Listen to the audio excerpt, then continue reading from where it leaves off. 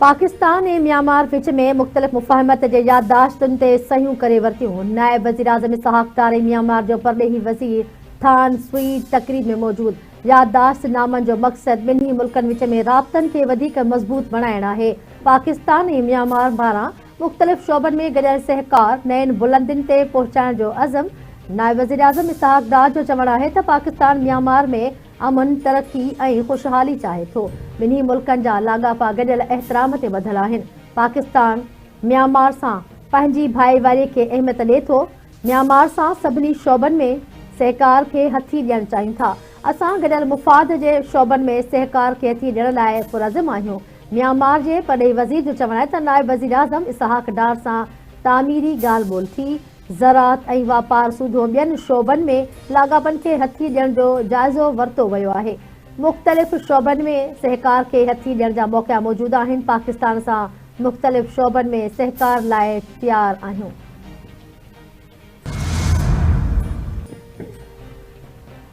कराची में बाहि सबब सड़ी तबाह थियल गुल प्लाज़ा खे सील करण जो अमल जारी। इमारत जे चौधारी लोह जी शटरिंग लॻाइण जो कमु कयो पियो वञे। टेक्निकल टीम जो आख़िरी दौरो मुकमल।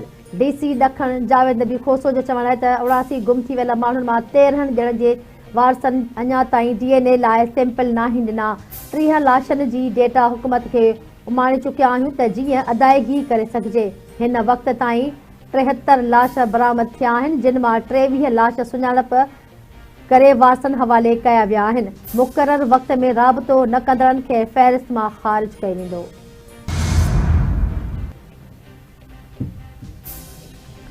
कराची में कोरंगी ऐं लांढीअ जे रहवासियुनि लाइ वॾी ख़ुशख़बरी। सिंध हुकूमत नई पुल तयारु करे वरिती। वॾो वज़ीर सैयद मुराद अली शाह अॼु मेगा प्रोजेक्ट कोरंगी काज़वे पुल जो इफ़्तिताह कंदो। मलीर नदीअ ते 1.4 किलोमीटर डिघी जदीद कोरंगी काज़वे पुल 6135 मिलियन रुपयनि जी लागत सां तामीर कई वई। अवाम लाइ पुल मनसूबो मुकमल थियण सां मलीर नदीअ में चाढ़ बावजूद अच वञ आसानीअ सां थींदी ऐं ट्रैफ़िक मसइलनि में निमाया घटिताई थींदी। सदर आसिफ अली ज़रदारी अॼु गॾियल अरब इमारातुनि जे दौरे ते रवानो थींदो। सदर UAE जी क़यादत सां आला सतही मुलाक़ातूं कंदो। मुलाक़ातुनि में ॿितरफ़नि लाॻापनि जे समूरनि शोबनि जो जाइज़ो वरितो वेंदो। ॻाल्हियुनि दौरान ख़िते समेत आलमी मामला बि गौर हेठि ईंदा। क्रिकेट टीम T20 वर्ल्ड कप में शिरकत कंदी या न, फ़ैसिलो अॼु थींदो। PCB चेयरमैन मोहसिन नक़वी चयो आहे त T20 वर्ल्ड कप में टीम मोकिलण जो फ़ैसिलो अॼु वज़ीर आज़म सां सलाह मशवरे खां पोइ थींदो। हुकूमत जेको फ़ैसिलो कंदी उन ते अमल कयो वेंदो। PCB ICC जे ॿिटे मयार खे रद्द करे थो। पाकिस्तान क्रिकेट टीम जे सुनहरी उसूलनि खे नज़र में रखंदे बांग्लादेश जी हिमायत कई। सियासत सटियल क्रिकेट कंहिंजे बि मुफ़ाद में न आहे। सभिनी खे क्रिकेट जे उसूलनि ते हलणु घुरिजे। पाकिस्तान स्टॉक एक्सचेंज में रिकॉर्ड तेज़ी। 100 इंडेक्स तारीख़ जी बुलंद तरीन सतह ते पहुची वियो। कारोबारी हफ़्ते जी शुरूआत 1288 पॉइंट जी शानदार तेज़ीअ थी।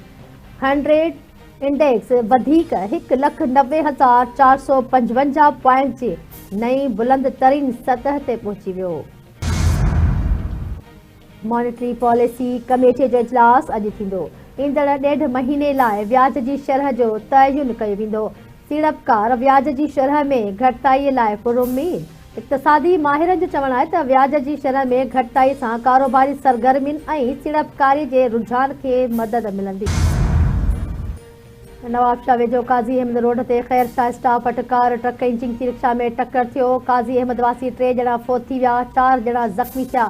फोतुनि में हाजी खान जतोई, मंठार जतोई, सदाम शामिल आहिनि। फोतुनि जा लाश ऐं ज़ख़्मियुनि खे नवाबशाह अस्पताल मुंतक़िल कयो वियो आहे। घोटकी भरिसां बाईपास ते बीठल ट्रॉलर खे पुठियां ईंदड़ मज़दा टक्कर हयो। मज़दा ड्राइवर फोत थियो आहे। हिकु ज़ख़्मी फोती जी सुञाणप रहीम यार ख़ान वासी अहसन माछी नाले सां थी।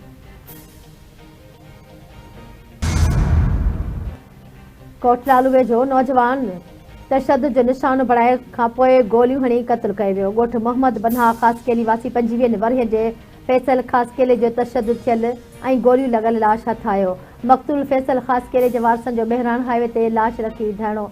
रोड ब्लॉक जेसीं ताईं नौजवान जा कातिल गिरफ़्तार न थींदा तेसीं ताईं धरणो जारी रहंदो, मुज़ाहिरीन जो ऐलान।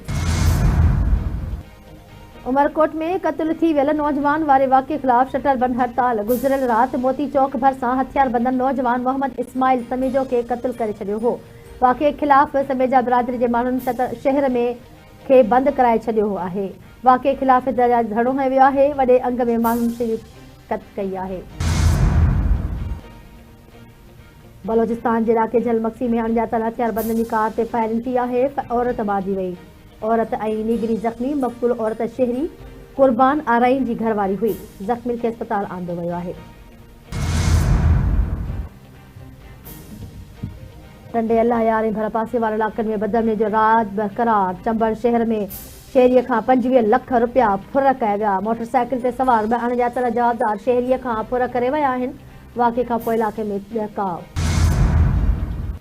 अमेरिका जी मुख़्तलिफ़ रियासतुनि में बर्फ़ानी तूफ़ान सबबि ज़िंदगी मफ़लूज बणियल।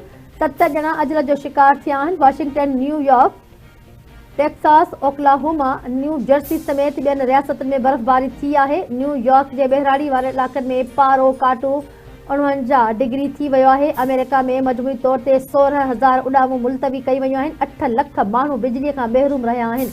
24 रियासतुनि में एमरजेंसी लागू कई वई आहे। 24 किरोड़ खां मथे माण्हू मुतासिर थियण जो ख़दशो आहे। वाशिंगटन ऐं भरपासे में 6 खां 10 इंच बर्फ़बारी जी अॻकथी आहे। अॼु खां आफ़ीसूं बंदि रखण ऐं स्कूलनि में ऑनलाइन क्लासनि जो फ़ैसिलो कयो वियो आहे।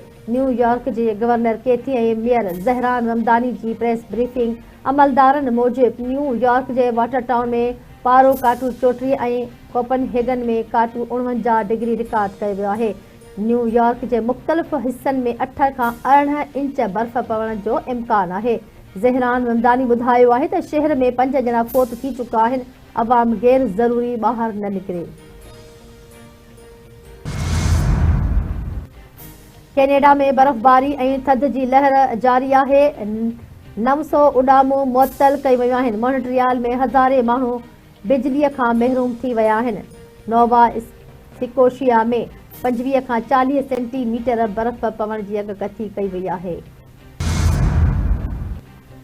सिंध में सर्दीअ जी लहर बरक़रार। मुंहं जो दड़ो 2 डिग्री सेंटीग्रेड सां सभ खां थधो इलाइक़ो बणियल। मौसमियात खाते मूजिबि कराची में घटि गर्मीपद 11.5 डिग्री सेंटीग्रेड रिकॉर्ड कयो वियो। हवा में घिम जो तनासिब 46 सैकड़ो ऐं 11 किलोमीटर फ़ी कलाक जी रफ़्तार सां हली रहियो आहे। हैदराबाद, तखर, मिठी, मीरपुर ख़ास, दादू, ख़ैरपुर, शहीद बेनज़ीराबाद ऐं ॿियनि इलाइक़नि में शदीद सर्दी बरक़रार आहे। ईंदड़ कुझु ॾींहनि दौरान बि सिंध में थधि ऐं मौसम ख़ुश्क रहण जो इम्कान आहे। बलोचिस्तान जे मुख़्तलिफ़ शहरनि में बरसाति ऐं बर्फ़बारी जो सिलसिलो जारी आहे। मस्तोंग शहर ऐं भरपासे वारनि इलाइक़नि में सर्द हवाउनि सां बर्फ़बारी। क़ौमी शाहराह लख पास वटां बर्फ़ हटाइण लाइ ऑपरेशन जारी आहे। क़ौमी शाहराह ते ट्रैफ़िक जी रवानी बरक़रार आहे। नौशकी ऐं खारान में बरसाति थी आहे। मौसमियात खाते पारां अंगारे ताईं बरसाति ऐं बर्फ़बारी जी अॻकथी कई वई आहे। बलोचिस्तान, गिलगित बल्तिस्तान, केपी, कश्मीर ऐं मरीअ में बर्फ़बारी जो इम्कान आहे। पंजाब जे मुख़्तलिफ़ इलाइक़नि में वक़्फ़े वक़्फ़े सां बरसाति पइजी सघे थी। स्पेशल इन्वेस्टिगेशन यूनिट ऐं सिंध रेंजर्स जी कराची जे इलाइक़े गार्डन में कार्रवाई। 2 भत्ताखोर मारिजी विया आहिनि। मारिजी वियल जवाबदारनि जी सुञाणप हसन उर्फ़ बेलचा ऐं तनवीर उर्फ़ तितर जे नालनि सां थी आहे।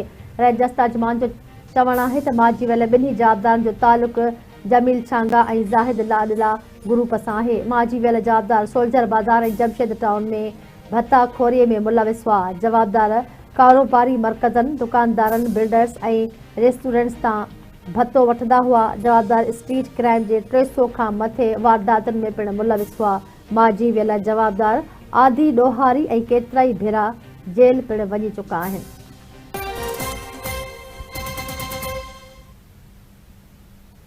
नाज़रीन, हेडलाइंस सां वठूं तफ़सीली ख़बरूं हिन ब्रेक खां पोइ असां सां गॾु रहिजो।